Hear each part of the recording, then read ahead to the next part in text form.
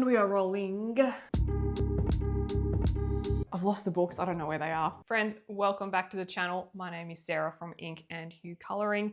Here we are again, back again with a vengeance. No, just back again on the same coloring page that we were looking at in our last video. And now, if you're not quite sure what video that was, I will try to remember to link it in the description below or in the little bubbity above.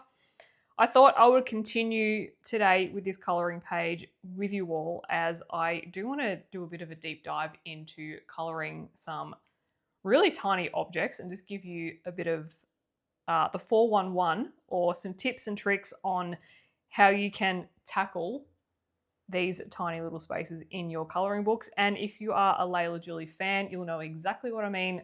A lot of her illustrations do feature very tiny flowers, very tiny details, and sometimes we can get a little bit caught up in how to actually approach that. And just as a reminder, we are working from Leila Duly's Beautiful Planet.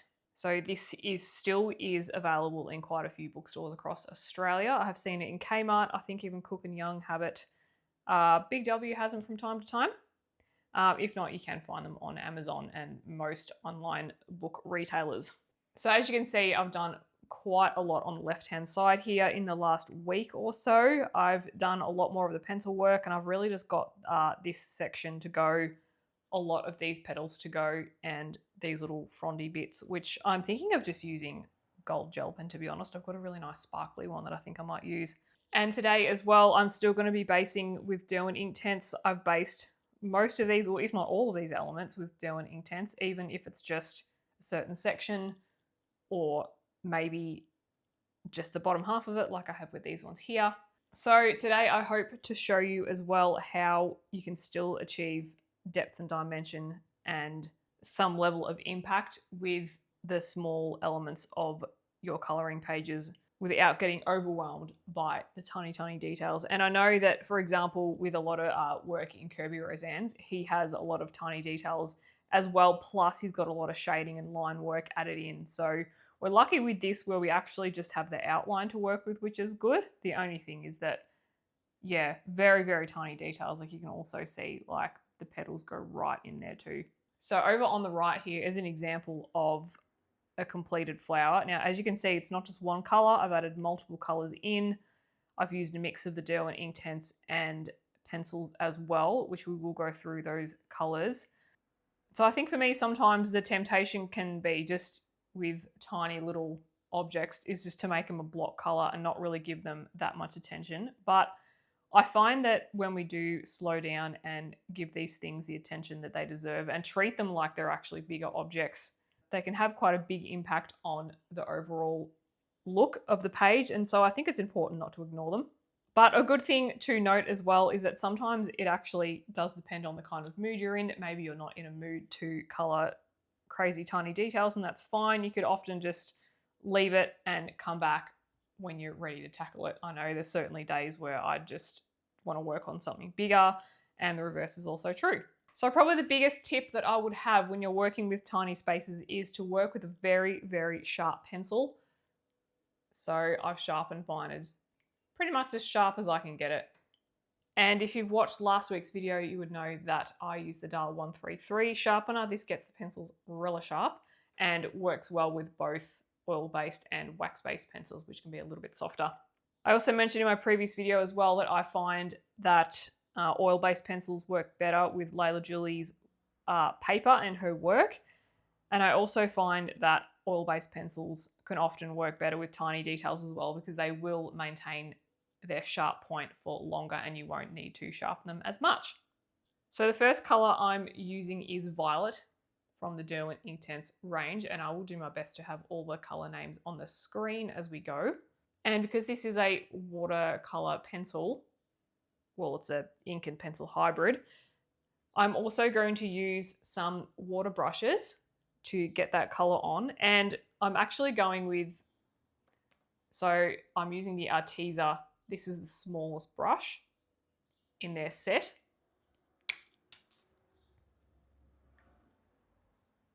And that is as small as it goes. Just pop the bubble on that. The next one that I have is actually from Derwent. Derwent do sell sets of these. Oh, they're about a 3 or a 4 pack. I think for $20 Australian, which is going to be about just shy of $15 US, I think. And the good thing about this is you can get really, really small tips. So this is actually finer than that Arteza one. So if I show you, it's even finer yet again.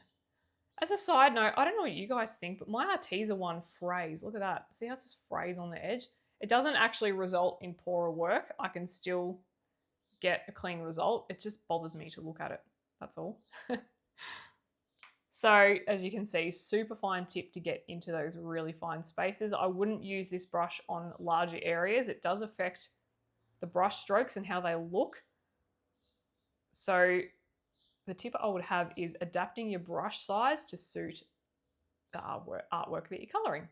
And the next color that I'm going to use on these flowers is also the chili red, which you may or may not remember me using in last week's video on these colors here before I apply the pencil work. So I will be combining these two colors together to produce this result. And you can see as well how not all of the flower is entirely purple. I've got little red bits overlapping the purple as well to make more of a burgundy color. The very same technique that I've used for these flowers over here. So with my very sharp tip of my pencil, I reckon, let's do this one because we've got tiny bits and bigger bits as well. All right, so with my very sharp pencil tip, I'm going to be working on this flower here. This is the tiniest, so let's tackle this one. So usually I just start with the areas that are the biggest as more of like a warm-up, if you will. So I'm just going to do some light pressure.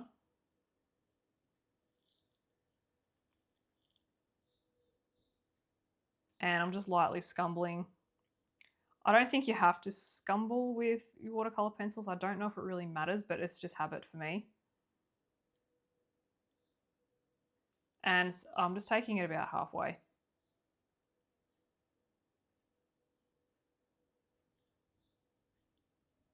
Because taking it halfway is how I'm going to achieve that light to dark look. Sorry, dark to light. I always get that around the wrong way.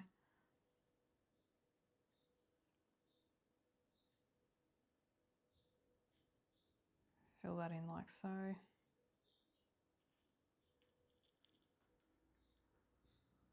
And I'll do some of these. So I'm just going very lightly. Just in there. I find that I go, the smaller the detail, the lighter I press with my pencil. And then I'm just going to like do a couple of flicks here and there, like so.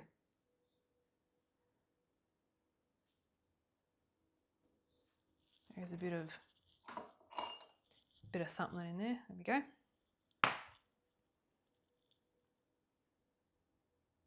And just putting the color where my shadow areas would be.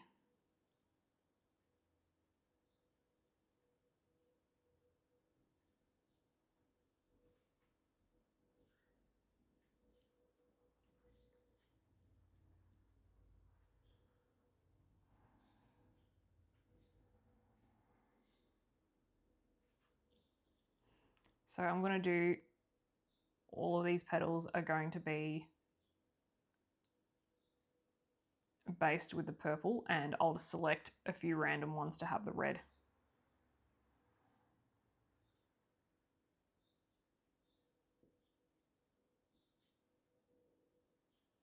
Underneath like so. Now you could do this same technique with dry pencils, and this could be a darker color. And then you could go over the top with lighter colors if you like. This is certainly not limited to the Derwent Inktense, but I thought I'll just use the Derwent Inktense by way of example because it's just more mediums to pack into the one video. Let me try and keep my hand back so you can actually see the tip of the pencil. That would help, wouldn't it? It'd be very helpful.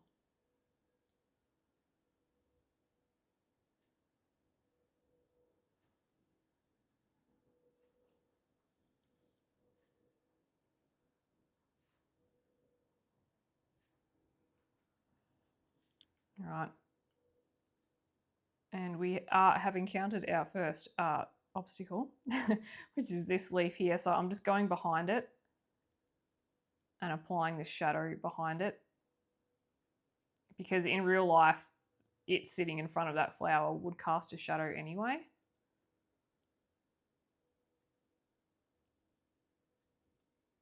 And I can see here that this little part here is a little curl over. If you're someone that uses reading glasses, and if you're working on fine little details like this, I would actually recommend popping your glasses on.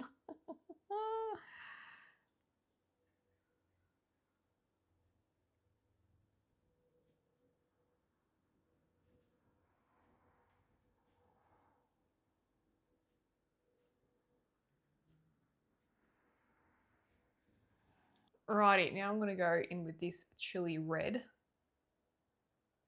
And I'm actually just going to, like I was saying before, just do a light layer and just, oh, there's one that I missed.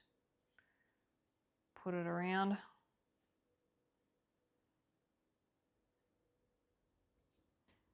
The other reason why it's sometimes good to use multiple layers of things is you can see all the petals that you missed, yeah? Because that's probably going to happen at Exhibit A with me. So funny, thought I was done. It's like, no, you missed half a flower.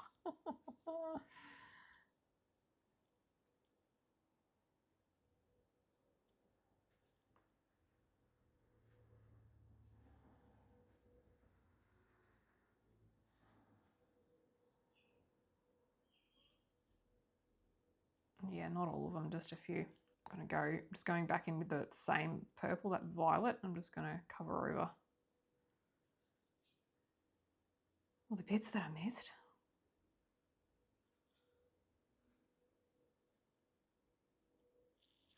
Okay, so now I'm going to take my very, very finely detailed Derwent #1.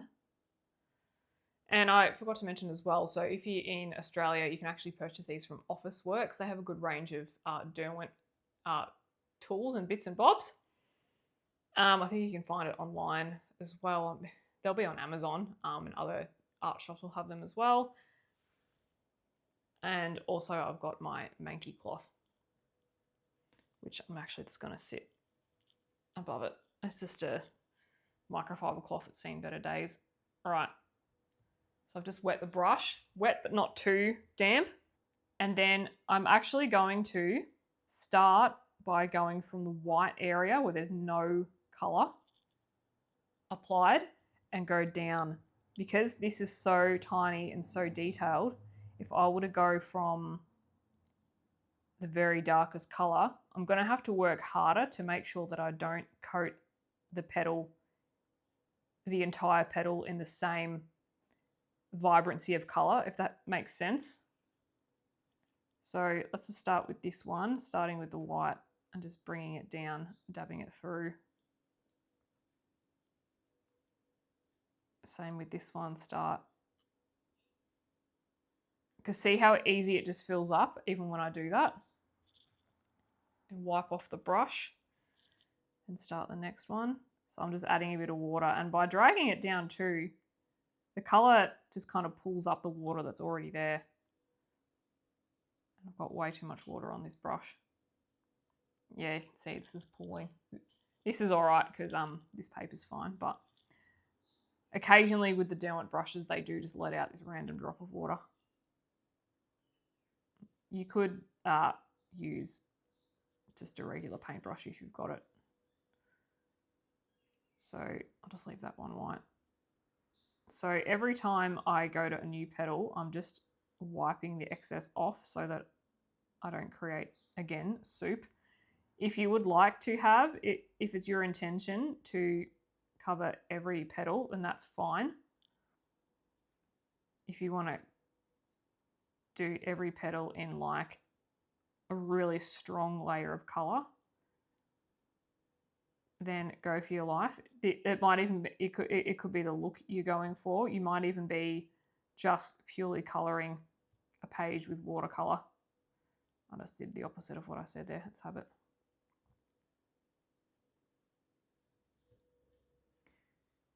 Because when you wipe off, you're just like resetting the brush.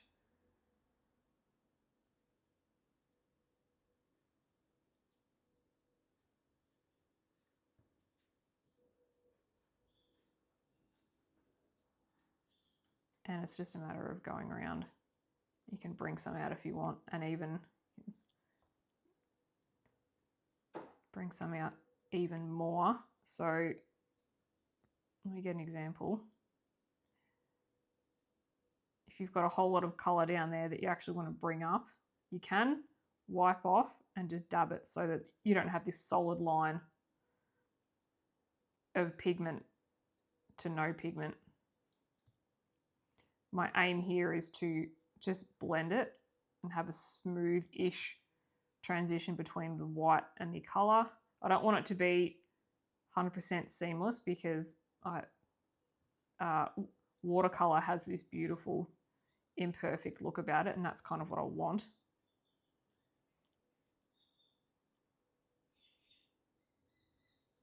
And so with this tiny little brush, I can really, really get into all the nooks and crannies, trying to get the ink right up to the edge and into those shadow areas as well. And if you miss a spot, just like I did there, and like I'll do here,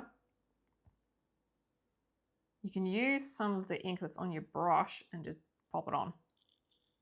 The good thing about it being so tiny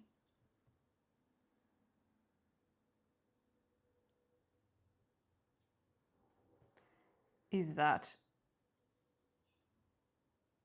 yeah, profound. The good thing about it being so tiny is you can just have those little washes of color and it's going to look good. Just lost my brain for a second. So with this tiny little bit here, I'm actually just going to color the whole thing in. I'm just dotting it around. A little bit there. And I've missed a petal there, so I'm going to grab some of the existing ink that I had. There we go.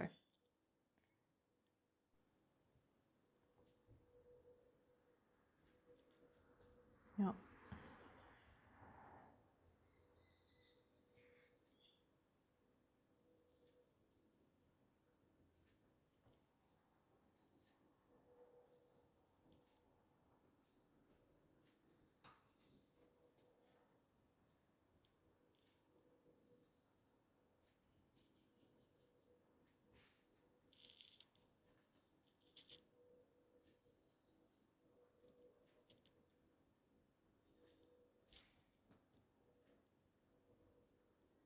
Just dragging it through.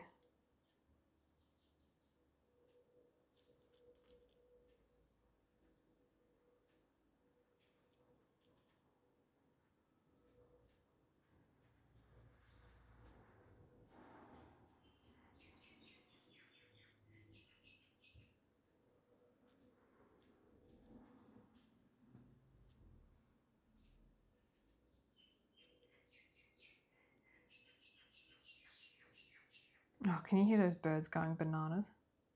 Not bananas, but birds chirping. I have lots of birds here. I like my birds.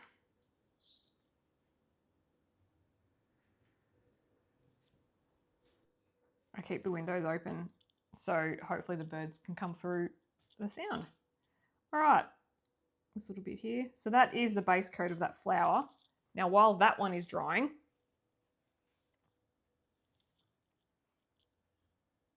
I'm going to look at doing this one over here. Now again, the same technique is going to apply. So really tiny brush, really sharp pencil. Because these little sections are longer, I'm actually probably going to drag the water from the bottom to the top rather than the top down. So the color that I'm going to start with is saddle brown. I have the intention of creating like a really earthy yellow color, and so I feel that having a light brown base is going to help with that and make it look a bit more natural too. So same thing, just going to really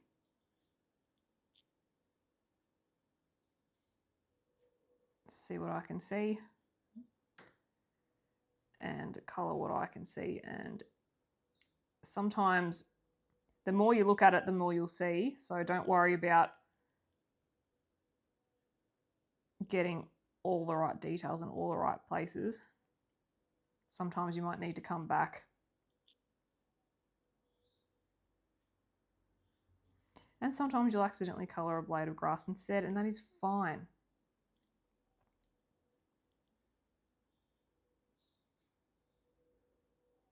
Now, if you can see, there's these tiny little gaps. I'm going to leave that for dry pencil, because if I go through that with watercolor, I mean, I probably could achieve it with that brush, but sometimes if we add too much water to it, it might just spread out a bit. So I will probably leave that for dry pencil. So I'm just deciding, based on the shape of things, I'm just deciding how much pencil to apply, what type of pencil to apply, where I apply the water, what size of brush am I going to use. Will I use watercolor or dry pencil?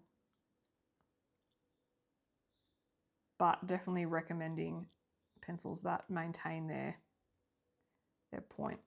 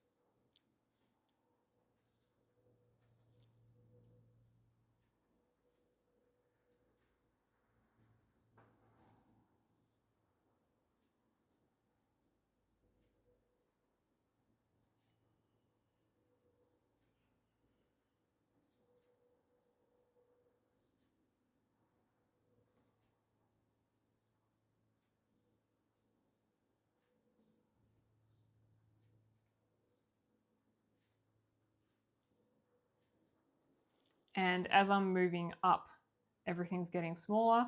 So I'm kind of moving from scumbling to just flicking the color up and just kind of following the shape of each little portion.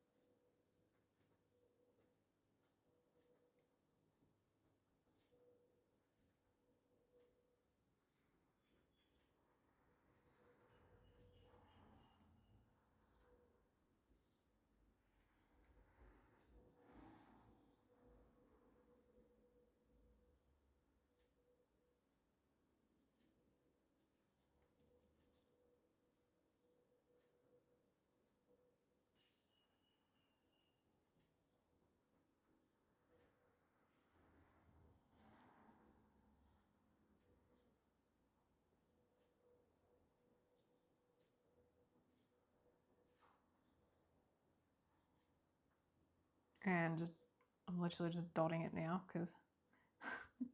All right, so back in with the brush. Oh, before we do that, missed a bit, Sarah.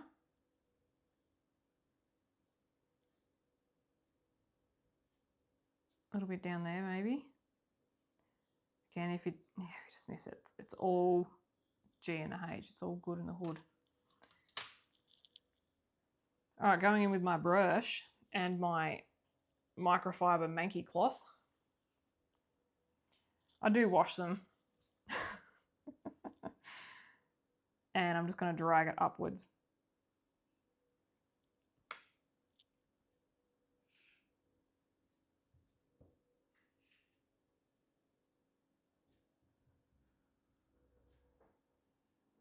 And I'll probably drag it up for the bigger ones, but as we get smaller, I might change. It just depends on the look you're going for. If you want more of a saturated look, or if you want to leave gaps and for more of that white of the paper to come through. You might just tackle these little things down here. Whoa.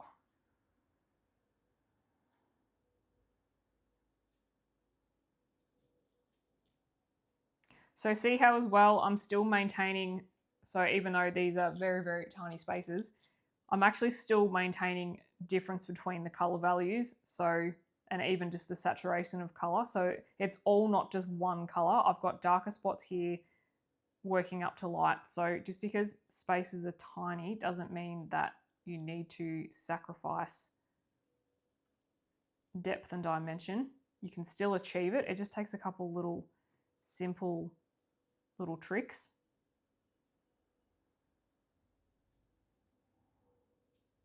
You certainly don't have to sacrifice that if you don't want to.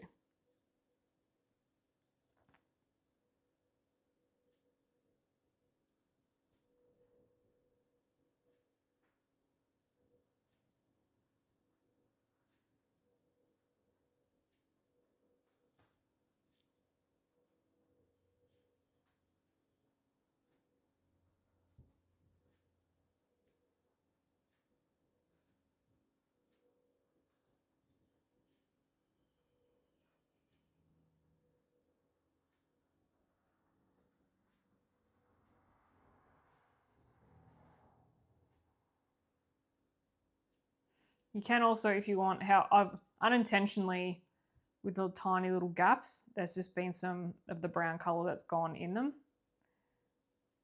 That is fine.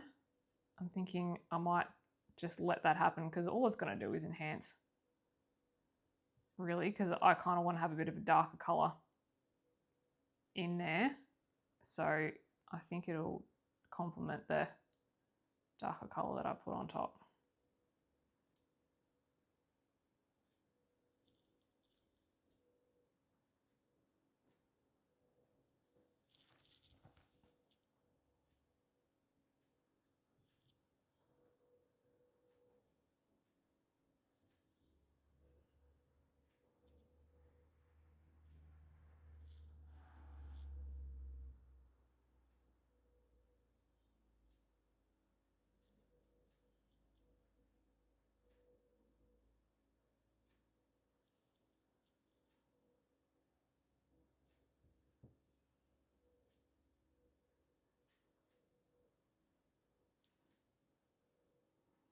All right, I'm going to start going the other way.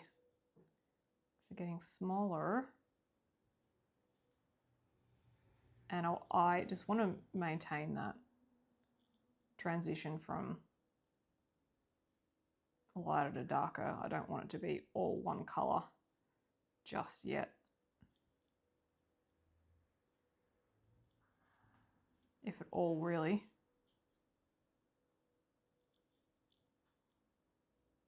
Just a bit. All right, this top here, I'm just gonna smush it. Sometimes they're just so tiny that you really just, there's no point trying to go through like microscopically. Down here.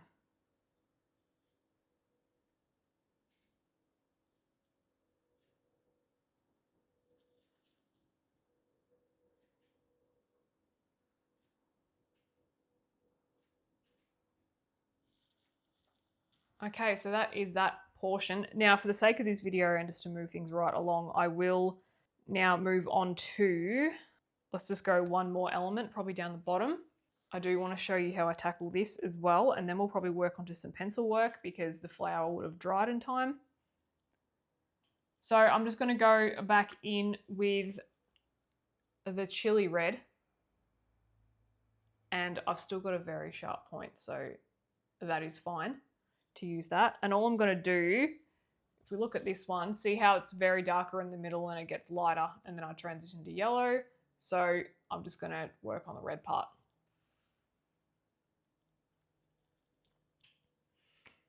And again, just going to work section by section.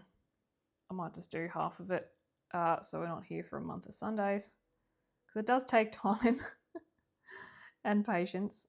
I might just a little bit in the middle there.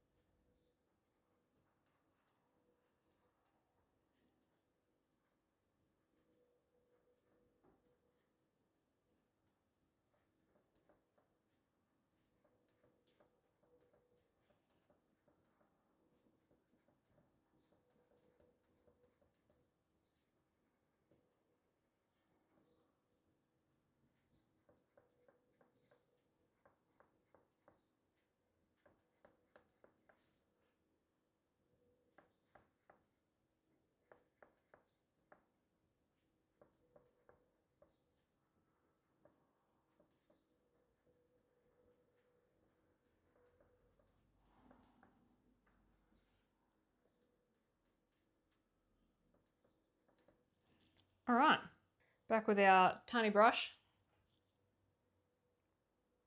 Okay, so what I'm going to do, same thing.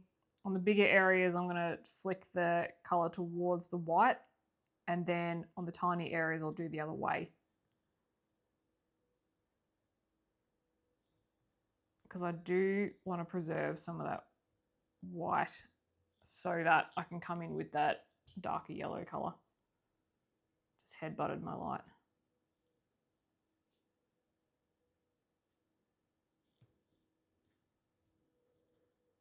And I'm continually at the end, I'm just dabbing the brush off so I can blend out the pigment even further, because I kind of want it to be as soft as possible. It depends on the style you're going for. If you want harsh, you could leave it. Again, it might be the style that you want. As totally fine.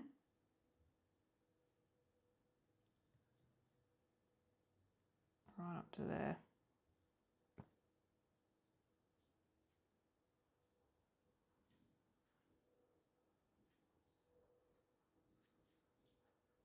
now start going the other way.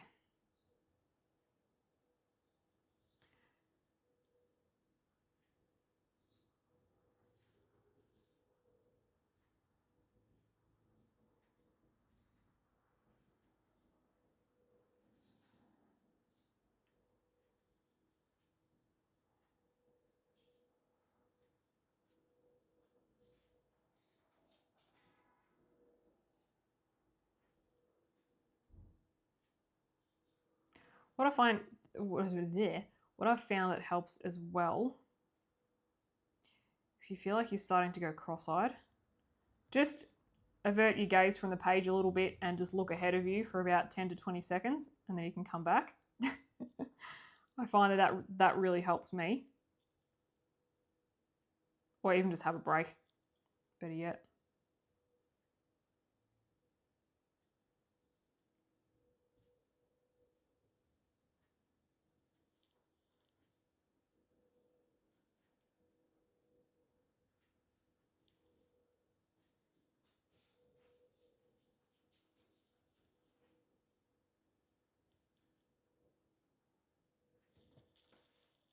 And there are certainly, maybe not for Leila Duly stuff, but for other colouring books where there's a lot of detail, a lot of tiny spaces, you can actually forgo the details and colour over them and just make them more like pattern work. Like you could Millie Marotta if you wanted to, for example.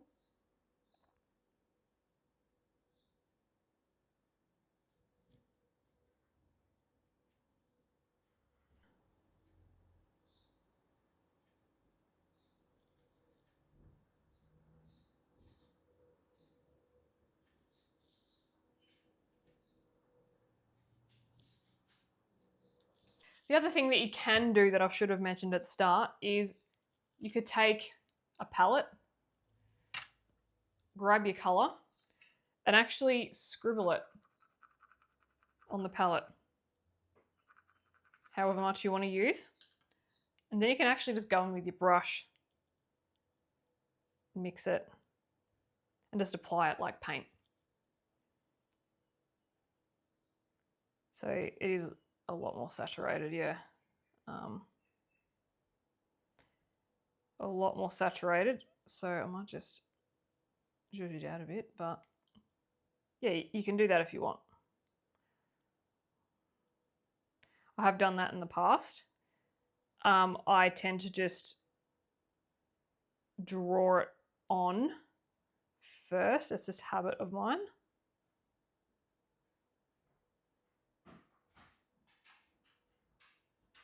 And if you mess up a bit,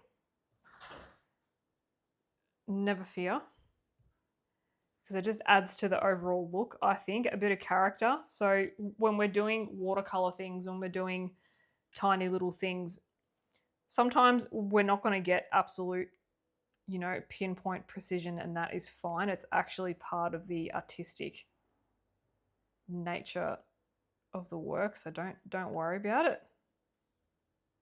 Let it add to the creative flow and the look. So yes, that is another option if you're not actually comfortable with going straight in with your pencils. And that should stay relatively wet for a few moments, I would think. I actually don't know if it'll stay permanently like that, but you could also use the Inktense blocks and like dab in the color as well. I have also seen people take and like lift from the pencil too, which I don't do, because it means I'm going to have to just sharpen the pencil to a fine point anyway, because that's how I like to use them, like this. So I don't want to be sharpening where I don't need to be. So I might go in with this Ionian green and just do a couple. Same principle, really. I'm going to leave the middle. Actually, no, I'll go over it. That's fine. Go over it because I can go over it with gel pen later. A little bit up here. I'm going for a similar look to these green ones up in the right-hand corner, if you can see that. Similar style.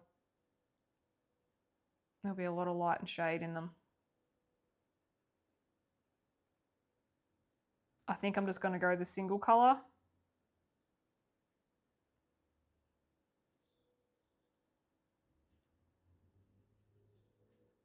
Rather than mix them. Get all that red off that brush. And I'll start with the bottom and just drag it up.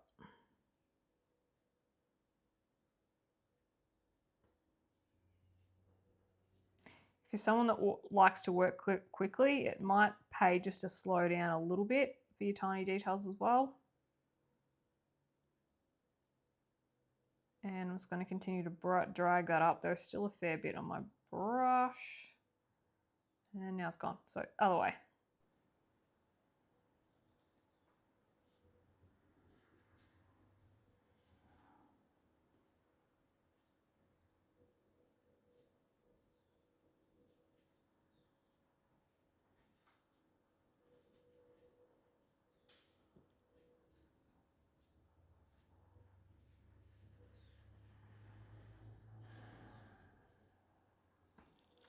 All right, I'll just do that one so we can move on to some pencil stuff.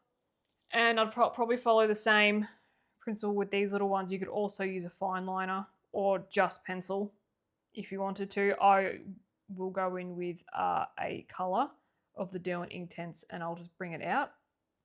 But we'll do pencil later, but I do want to show you these flowers. So you could always go in with the same colours that you used on that dry. So you could use the Derwent Inktense, it was violet. So you could always go in with that violet and use that dry to colour, but I am going to use mauve from the Polychromos. Now, as a heads up, I do like to mix my pencils. So if you see in this video a pencil brand that you don't have, just try and match it the best you can by eye. If you're looking for these exact colours or you're trying to follow along loosely. So I'm going to start off where my darkest colours are, or where it's mostly saturated. I'm just going to go into the corners and the little nooks and crannies and just bring the colour out.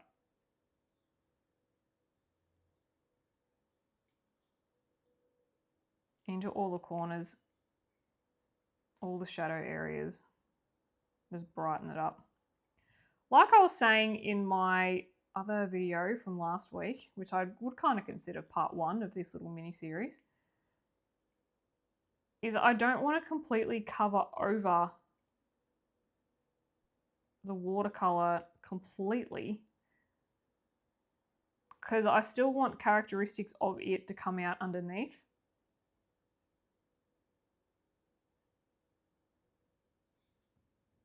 So I'm using probably like a medium pressure, just enough to darken up what I want to, but not enough that the whole watercolor work is going to be hidden.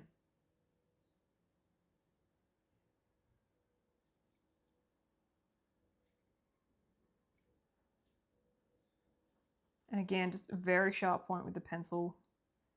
The Polychromos are oil-based. So you're going to be able to maintain a finer point. You could use wax-based such as Prismacolor as well. You just might be sharpening them a little bit more. Don't get me wrong, Prismacolor certainly have a place. I just, as I'm going along in my colouring journey, I'm realising what type of pencils work for what elements, and I really feel that for tiny details, Polychromos just take the cake. There are other oil-based pencils out on the market as well. I also have the Ohuhus. I've got a couple of Ohuhus out sitting in this tray here that I'm using. They're oil-based as well. All right, into every little fold in the corners, just bringing it outwards.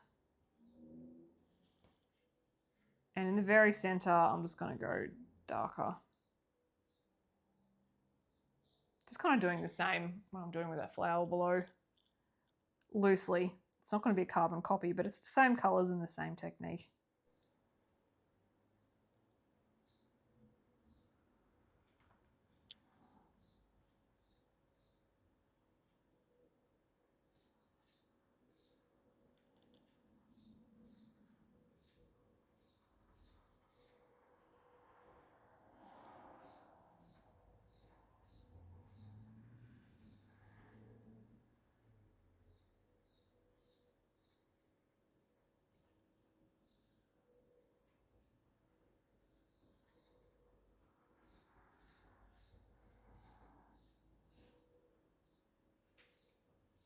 Now I'm going to pick up another colour just to mimic that red, and that is the burnt carmine in the Polychromos. And wherever that red is, just going to go over with that. Again, see how I'm leaving white gaps still. The reason why I'm leaving some white gaps is because I want there to be a difference between the end of the petals and the corner bits. If you make the whole thing really dark, because it's so detailed, you're going to lose a lot of that detail if you actually reduce a lot of the definition. So by keeping the tips white, or as white as I can make them, you're going to keep that definition.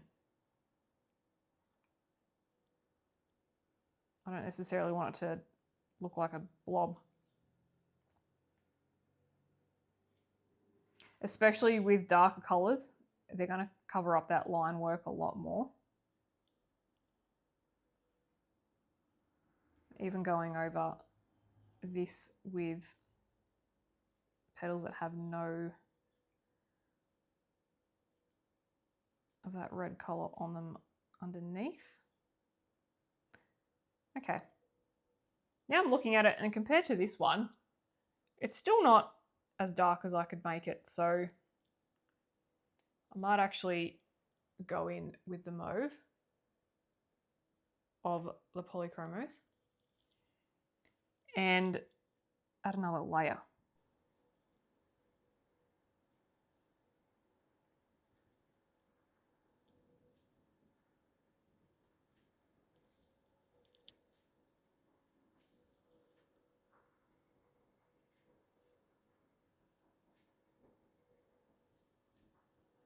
Oh, missed a bit there.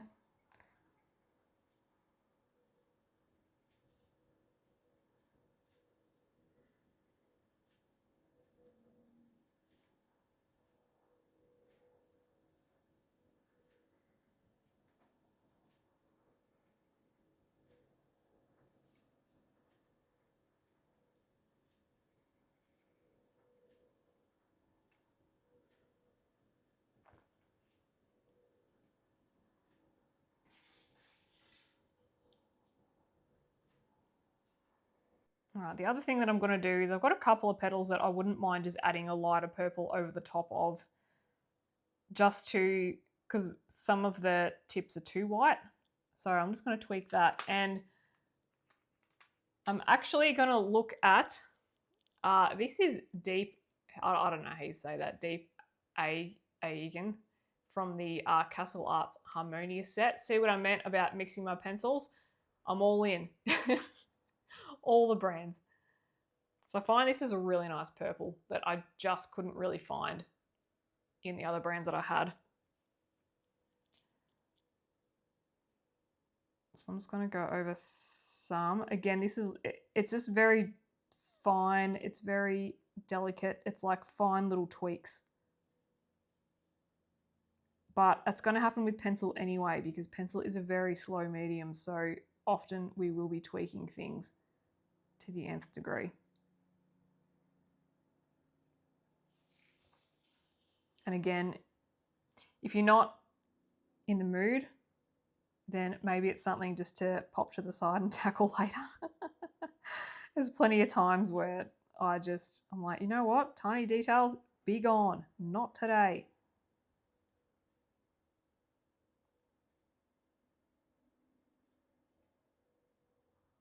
A little bit more.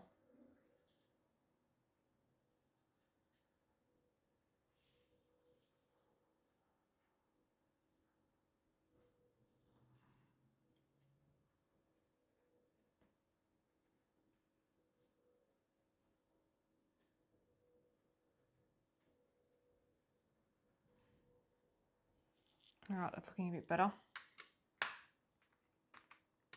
I'm going to pick up another one of the Castle Arts Harmonious set, and that is Nightshade. It's very similar, but I'm just going over with that too. You don't have to.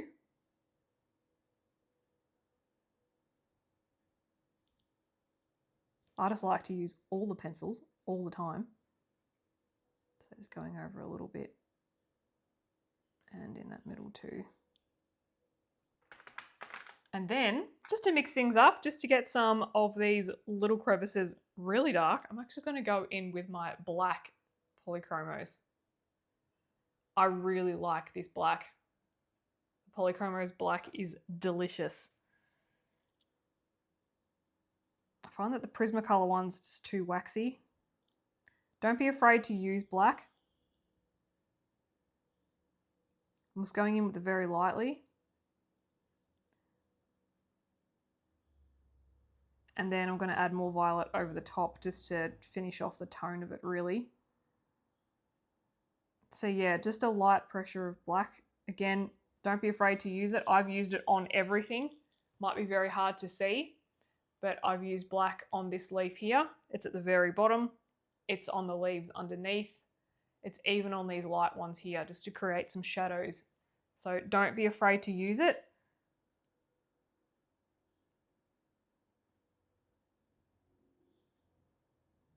Because it's just going to deepen up the shadows of your work and deepen up the contrast, the different types of values, and just going to deepen it up here behind this thing. If you haven't noticed already, I've become a very slow colorist.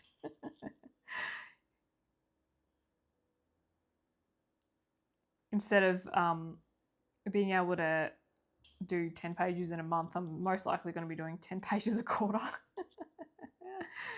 Which is why I'm probably going to do my completed pages videos quarterly, I think. Because, yeah, it's going to take a long time. But for me, it's worth it. This is the style of colouring that I really enjoy.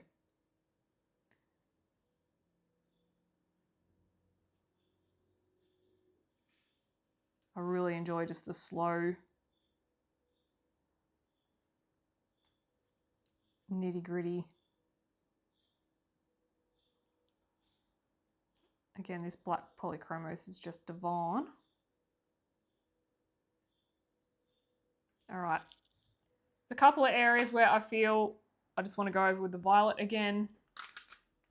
Sorry, I should say the mauve in the Polychromos. And it's really just down here. I'm just going to tone that black. You can use a darker grey instead of black if you want to. There are different scenarios that will call for different colours. I just find that the black looks really nice with the purple, especially when you layer them all together. Looks really nice.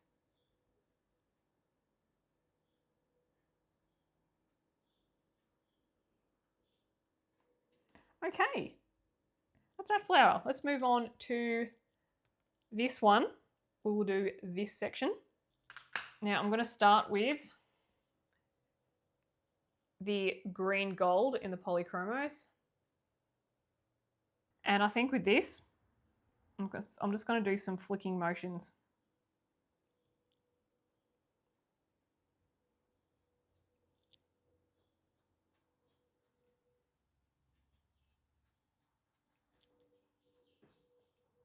I might just start to fill in.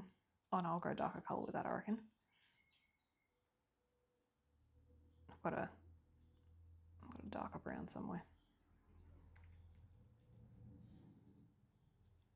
So again, if I'm using any pencils in any of my videos really, especially ones going forward and you don't have them, just do your best to look at the colour that's actually coming out on my page and have a go, have a practice at actually matching those colours by eye. So you might want to get your swatch chart out, see if you can match it.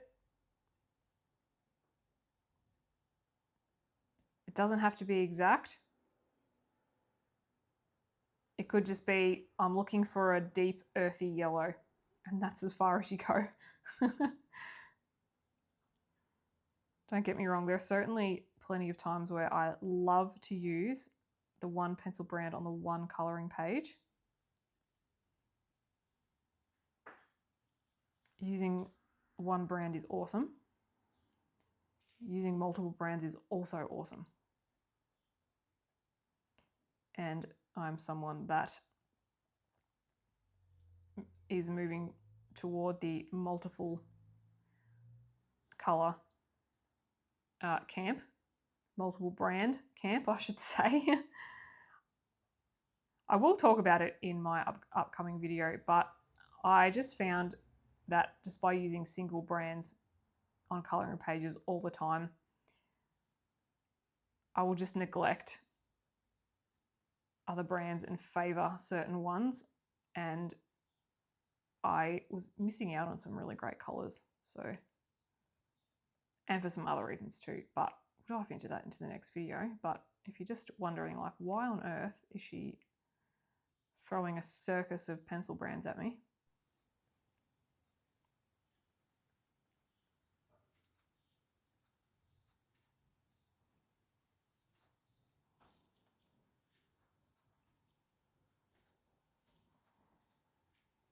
And once you know your pencil brands as well, if you're watching a YouTube video and you don't have that specific color, you might be able to look at what someone's doing and go, oh, that color is really similar to yellow ochre in the Prismacolor, so I'm going to use that.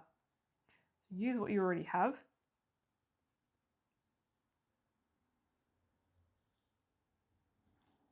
Okay, a bit more. And then we'll go on to our other color.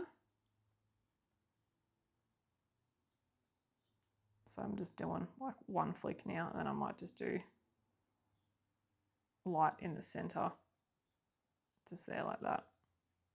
Because sometimes you find naturally with flowers that look like this, they do have that dark little spot in the middle, because that's just where all the bits are kind of congregating. The next color I'm going to use is actually from the Woomer, and this is the Woomer's Cream. This is a very yellow cream. This is very similar to perhaps lemon yellow or deco yellow, or even jasmine or sand, mostly in the Prismacolor. And I'm now going to go over the top and bring it out even further. Again, very sharp point.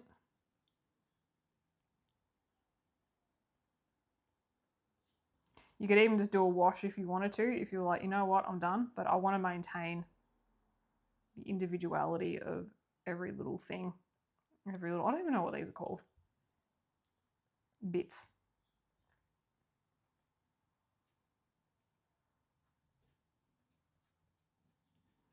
So with color conversions as well, if you are having trouble, I would recommend heading over to Karen from My Colorful Country Life. She's the queen of color combinations and color conversion charts. She has every color conversion chart under the sun. So you can download some of those for free on her Ko-fi account. I think it's Ko-fi. And that could help you as well. I don't do them purely because there's other people that do them, and they do them really well. So why would I reinvent the wheel?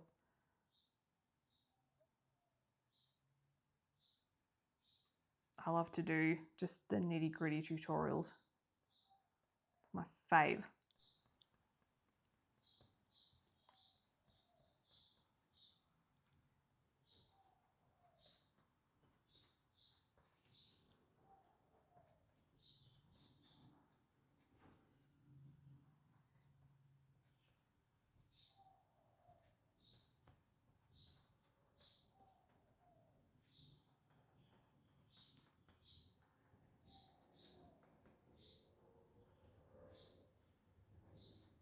Okay, I'm liking that.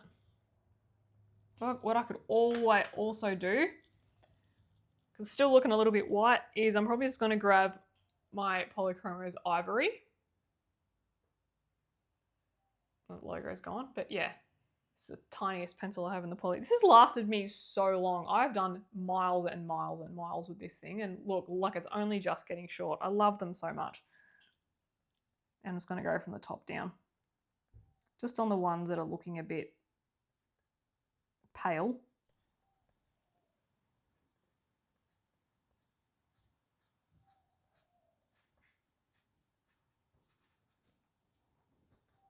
Not all of them.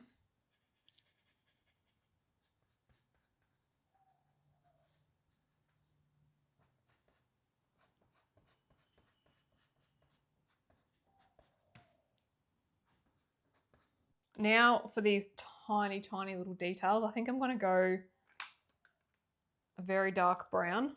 And I will be using the Ohuhu Halawa Van Dyke brown. These are oil-based pencils. I do have a review up on my channel of these ones. And so now I'm just going to go in and just with pencil strokes, light pencil strokes, and just fill it in.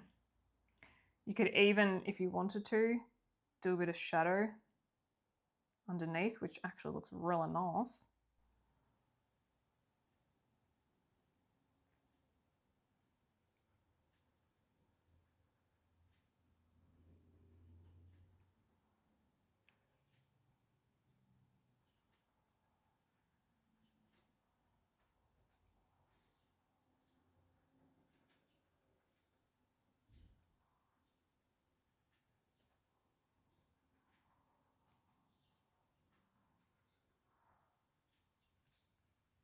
So yeah, the other reason as well, I suppose, is that I use mixed pencils now is because other than the review and a few colouring pages, I hadn't actually used the Woomers or the Ohuhus all that much, even though I think they're great pencils. I just had them in their pencil cases and just forgot. And I don't want to forget them because they're actually really good.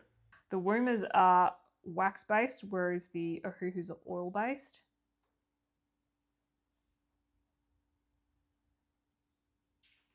But again, I think I said in my review video, which you can check out, they behave like wax.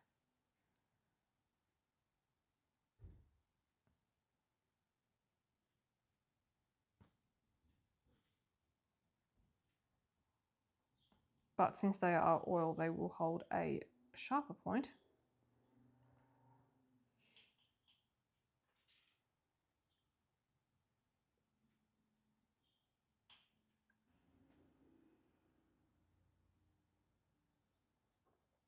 So you really can keep tweaking this until you get the result you want. What I'm probably going to do is finish that whole flower and finish this flower up here and then come back and tweak it. So you could come back in and add more yellow, more brown. Okay, so the next color that I'm going to use on this one down here is the India Red from the Polychromos. And I'm just going to start again, really sharp point. And like I've been doing with the rest, I'm just going to start by flicking the color down towards the white part. The part that has no color on it. And I'm just starting off with medium pressure and just letting it lift off the page. So you don't end up with this like harsh line.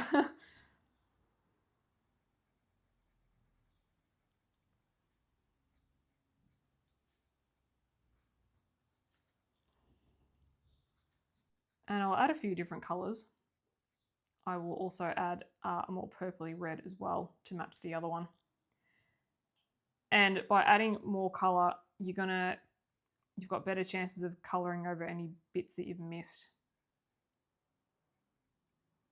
So I can see there's a bunch of things that I've missed, but that's, I think with something this detailed, that's going to happen. Definitely will happen, it's normal.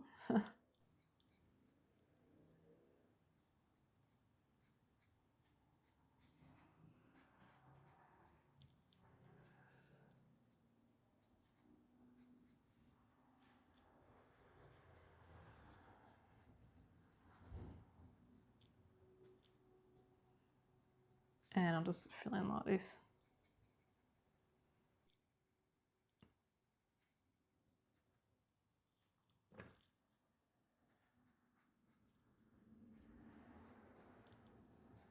Would I even say medium pressure? Like it's medium to light,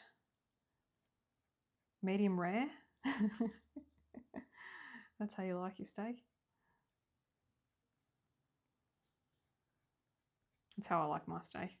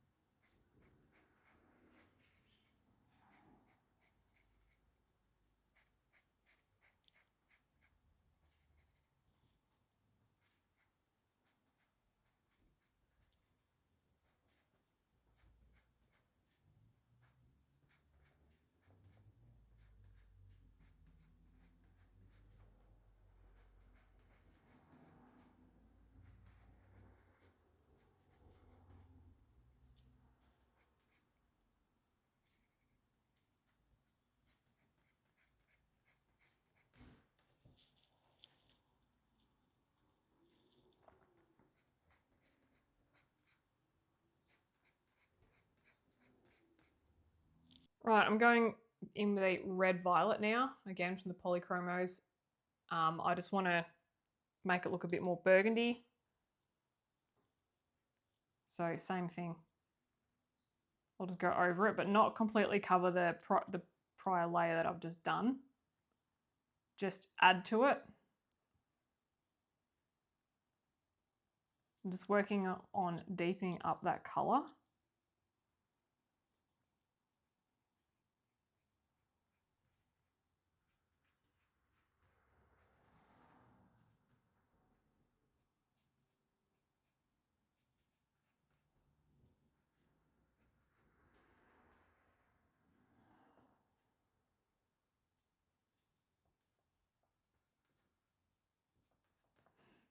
And again, we can always come back once, even when the whole flower was done, because I'm only halfway through these petals. I've only done a couple of layers of pencil.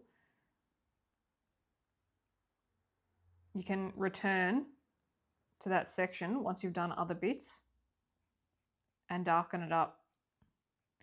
Because sometimes I find that I'm not often the best judge of how something should look finally until I've done other elements, and then I can keep tweaking and rebalancing things as I go along until I found something that I'm happy with.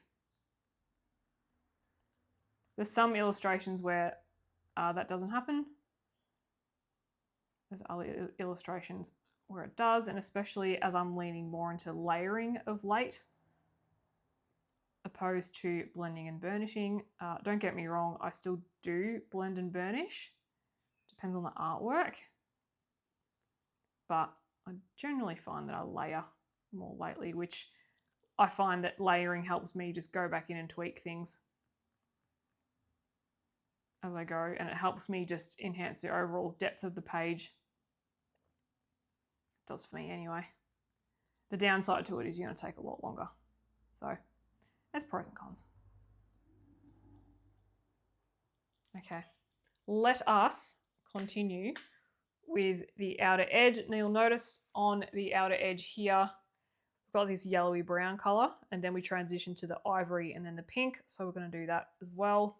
So starting with the Polychromos green gold, I should just flick it that way. Start from the outer edge and work my way in.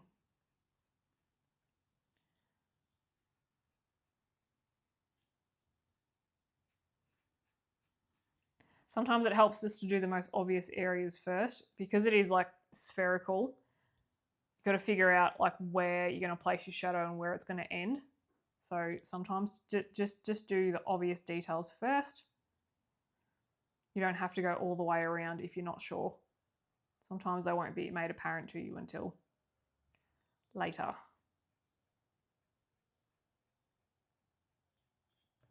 Like that. So we'll just do this side because that's the side we're demonstrating today. You will see the completed page on the thumbnail.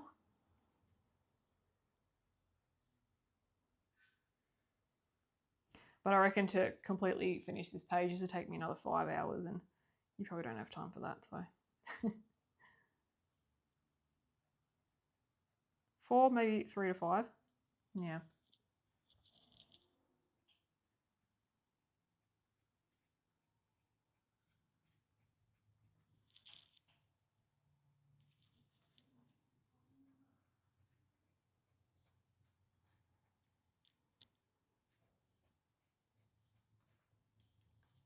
Like so. Get smaller here. Possible. And I'm probably not going to aim for an even amount of colour as well, because there are little dips and valleys. There's petals over the top, so I will be adding a lot of brown in as well, just to accentuate some of that. So I'll probably end this colour there. I'm going to go back in with the Ohuhu Van Dyke brown. I believe the Polychromos have a Van Dyke brown as well. I can't remember if it's exactly the same or not. But I'm just going to go really lightly for some shadows, because these are underneath petals.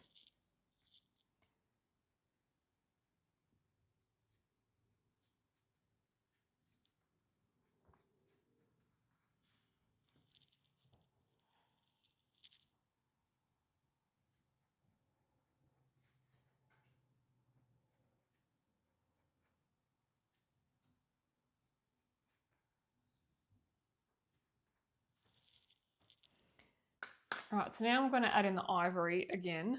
I'm not going to burnish this, so I will add more layers. I'm just going to add the color into the middle because I just want to see what it's going to look like.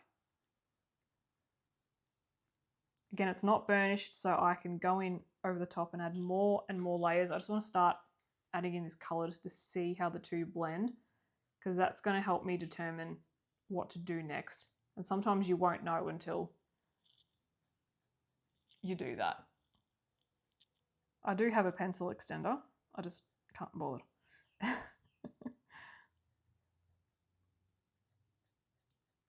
Again, you can flick the color either way. You can go from red to yellow. You can go from yellow to red. Doesn't matter. But I'd say probably a couple of passes with it.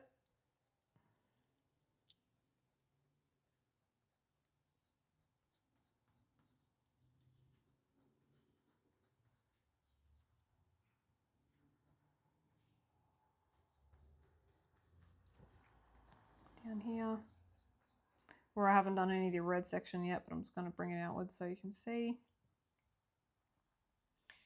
And I think I want to start adding a different brown as well. So I'm actually going to use one of the Distress Ink Colors Dry, and that being the Saddle Brown.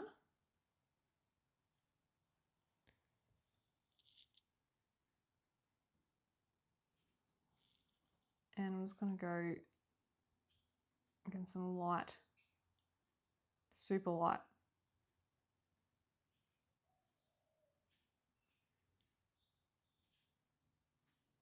In some places I'm scumbling just to bring a bit more of that colour around. It's very light though, because I'm doing layers.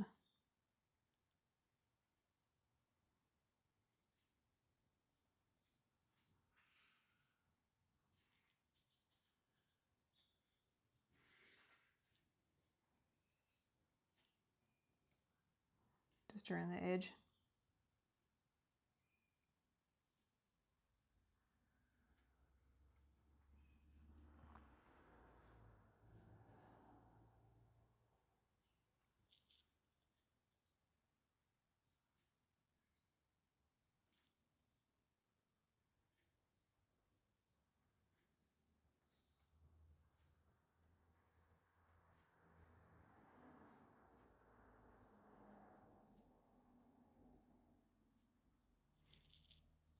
Like so. Deepen that up.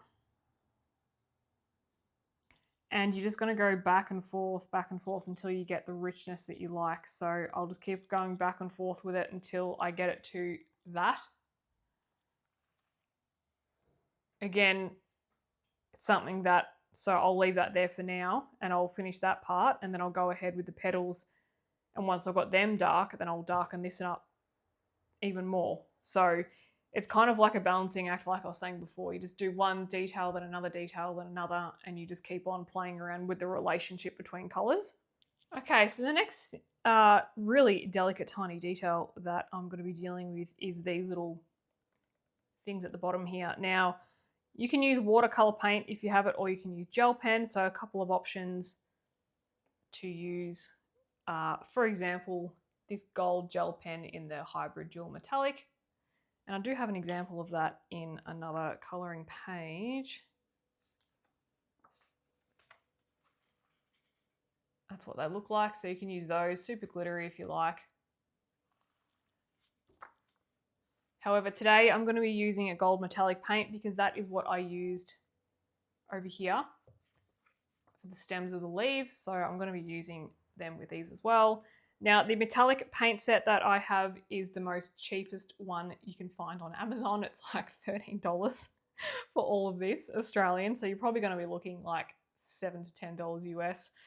I would love some of the really fancy pants ones. They're just not in my budget. So these are going to do for now. And they do a great job. So I'm going to use my finest brush again. And I have added a few drops of water just to activate it and to get it nice and ready to go. I do want to just be very fine with it though. So I don't want to add too much water. I'm just going to be careful with it. So I may very well go into this and then this could be too fine for me. So I may end up just using gel pen. But we're going to see. So just going to drag it. Just going to do the bigger areas first.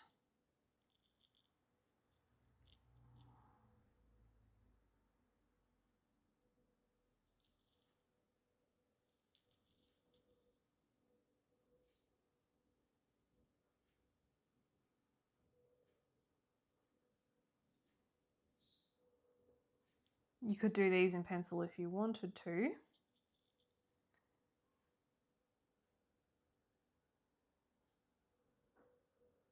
And I'm just going to do my best to stay within the lines, which is probably not going to happen. So yes, another option for tiny details is that it doesn't always have to be pencil. You can use other things if you want.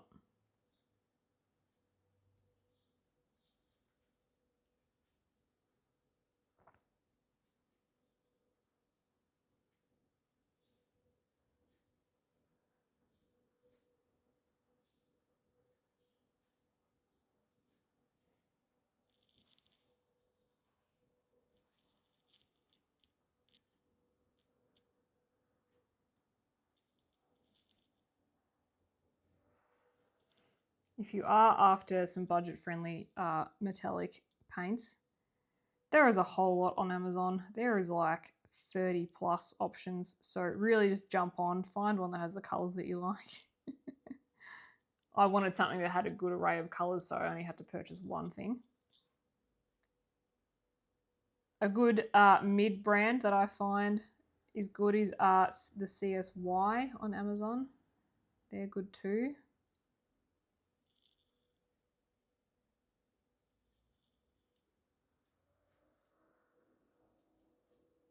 Okay, even I am like, which part next?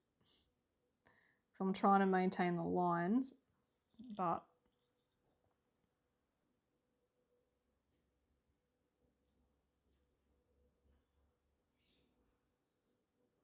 you could probably find a finer brush than this if you didn't want to use a water barrel brush. This is just the finest that I have. And so I'm using it.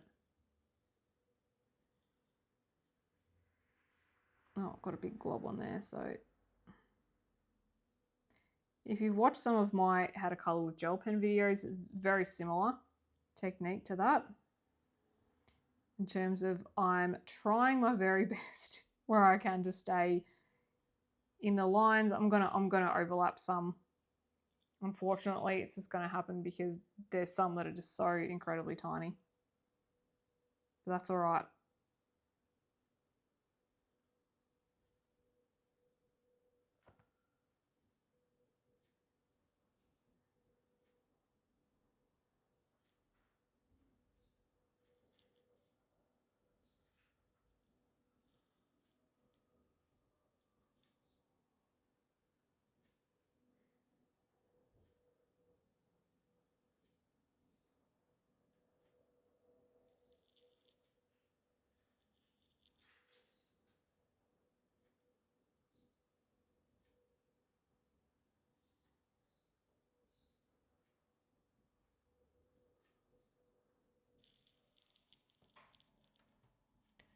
So getting a nice little gold there.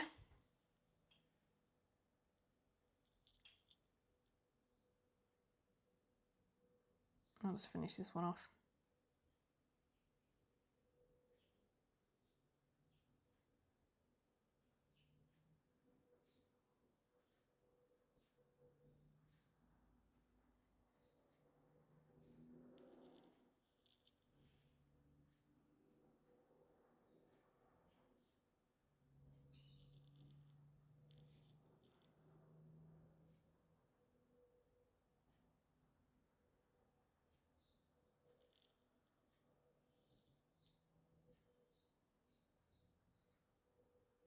So there we have it, my friends. That is the end of today's tutorial. I'll be going ahead and completing this coloring page. I hope that I have imparted some tiny detail wisdom to you today for your coloring pages. I hope that you're feeling equipped to tackle your next Leila Duly page, hopefully, or something that has small details quite similar. Thanks for sticking around. I'll see you in the next video. Bye for now.